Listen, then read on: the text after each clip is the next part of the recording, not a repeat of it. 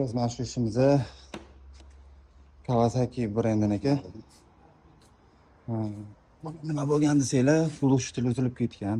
Bunga sabab qulush tili ushlab turadigan ikkita bolti ham sinib ketgan. Bittasi mana ichida qolib ketgan. Bittasini yechib oldim. Sirlit qilib, ikkinchisini ham hozir sirlit qilib yechaman. Sal qolganda tegidagi boltini ham uzib olardi.